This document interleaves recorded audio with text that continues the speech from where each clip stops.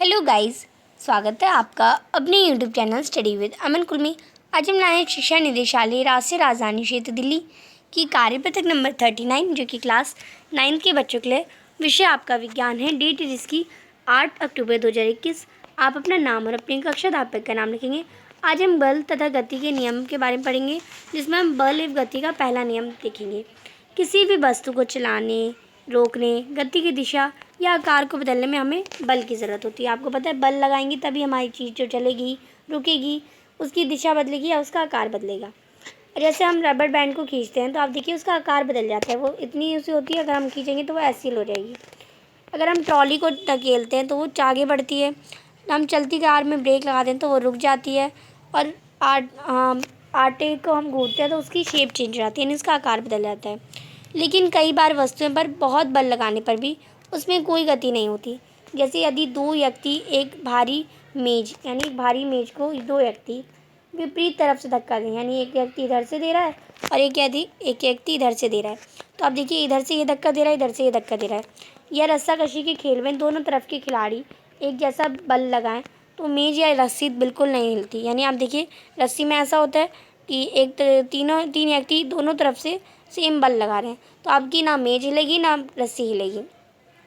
जब दोनों व्यक्ति या टीम विपरीत तरफ से बराबर बल लगाते हैं तो उनके बल आपस में ही ख़त्म हो जाते हैं। यानी ये इसका बल इसके बल से ख़त्म हो गया। यानी अगर ये 300 का बल लगा रहा है और ये भी 300 का बल लगा रहा है तो बल ख़त्म हो जाएगा और जो 300 से 300 कट जाएगा और ये जो ऑब्जेक्ट है, हमारी मेज है या हमारी रस्सी, वो बिल्कुल मूव नहीं करेगी। और आगे तो हमारा जो बल हो जाएगा वो कुल बल हमारा शून्य हो जाता है, यानी हमारा आपस में ही बल ख़त्म हो जाता है। ऐसे बल को हम संतुलित बल कहते हैं। मेज या रस्सी तभी हिलती है जब दोनों व्यक्ति खिलाड़ी, अब मेज जो हमारी तभी हिलेगी जब दोनों व्यक्ति, यानी ये वाला व्यक्ति भी इधर आके हमारा बल लगाएगा। दोनों एक साथ बल लगाएंगे तो इसका 300 और 300 प्लस में हो जाएंगे, तो हमारा ये जाएगा 600। तो हमारी जो ऑब्जेक्ट है वो मूव करेगी, यानी जो हमारी मेज है वो हिलेगी। दोनों व्यक्ति या खिलाड़ी एक ही दिशा में बल लगाएं तब एक तरफ या बल दूसरी तरफ के बल से ज़्यादा होगा। ऐसी स्थिति में बल असंतुलित हो जाता है और वस्तु बल की दिशा में हिलने लगती है। ऐसे बल को हम असंतुलित बल कहते हैं, यानी जो हमारी ऑब्जेक्ट जब मूव कर रही है और दोनों तरफ हमारा एक ही लग रहा है तो हमारा असंतुलित बल कहलाता है। कोई भी बल अकेला नहीं होता, बल हमेशा जोड़े में होते हैं। ये दोनों बल हमेशा विपरीत दिशा में कार्य करते हैं। जब भी दोनों में से एक बल दूसरे से ज़्यादा हो जाता है तो गति होती है। आप देखिए, अब इसमें अगर ये 300 का बल लगा ला और ये 400 का बल, तो ये वाला ज़्यादा हो गया तो हमारी जो वस्तु है इस तरफ गति करेगी। अगर ये 400 होता और ये 500 होता और ये 400 होता तो वस्तु हमारी इस तरफ गति करती, क्योंकि बल जहाँ ज़्यादा है जो वस्तु की गति उस तरफ होगी।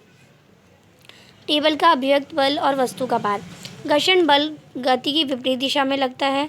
जब तक वस्तु पर लगाए जाने वाले बल उसके घर्षण बल से अधिक होकर उसे असंतुलित नहीं करेगा, यानी अगर विपरीत दिशा में जो हमारा घर्षण बल है वो विपरीत दिशा में लगता है, आप देखिए, तो जब तक हमारा बल एक तरफ से अधिक नहीं होगा तो असंतुलित नहीं बनेगा वो, तब तक वस्तु नहीं हिलेगी। किसी भी पिंड पर लगने वाला असंतुलित बल उसे गति प्रदान करता है। अब आगे आपको गति के पहले नियम के अनुसार प्रत्येक वस्तु अपनी स्थिर अवस्था या सरल रेखा में एक समान गति की अवस्था में बनी रहती है अब तक कि उस पर कोई भारी बल कार्यरत ना हो। इसे जड़त्व का नियम भी कहते हैं।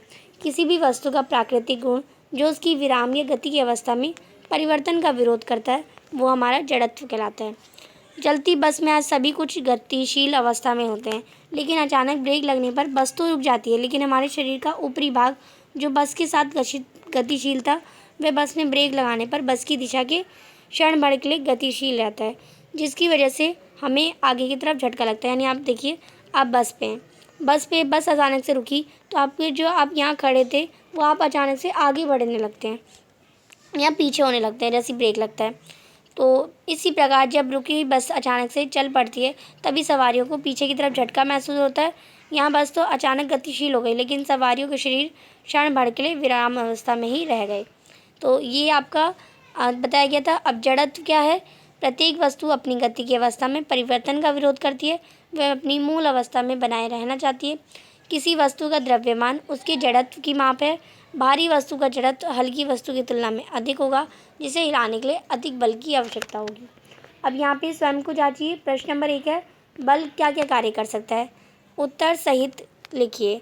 तो आपको पता है किसी भी वस्तु को चलाने, रोकने, गति की दिशा या आकार को बदलने के लिए हम बल लगाने की आवश्यकता पड़ती है।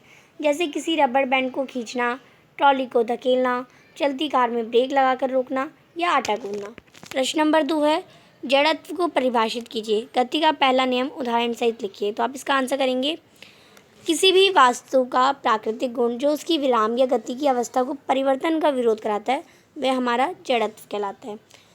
गति का पहला नियम, प्रत्येक वस्तु अपनी स्थिर अवस्था या सरल रेखा में एक समान गति की अवस्था में बनी रहती है जब तक उस पर कोई बाहरी बल कार्यतः ना हो, वो हमारा कहलाता है। जैसे बस के अचानक से चलने पर हम पीछे की तरफ गिरते हैं, तो ये हमारा गति का पहला नियम उदाहरण सहित हो जाएगा और जड़त्व को हमने परिभाषित कर दिया। प्रश्न नंबर 3 है, किसी रुकी हुई बस के अचानक गतिशील होने की स्थिति में उसमें खड़े सवारियों किस तरफ झटका महसूस करेगी?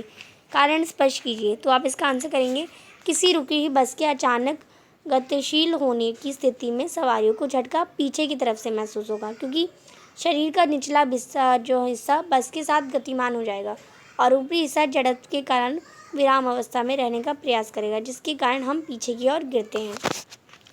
प्रश्न नंबर 4 है, निम्न में से किसका जड़त्व अधिक होगा? कार या बस का? तो बस का अधिक होगा। साइकिल या मोटरसाइकिल का? तो मोटरसाइकिल का अधिक होगा। ठेला गाड़ी या रेलगाड़ी? तो रेलगाड़ी का अधिक होगा। तो पहले में आपका बस हो जाएगा, दूसरे में मोटरसाइकिल और तीसरे में रेलगाड़ी। आप इसे कर लेंगे। आज की आपकी बहुत आसान सी वर्कशीट कंप्लीट होती है।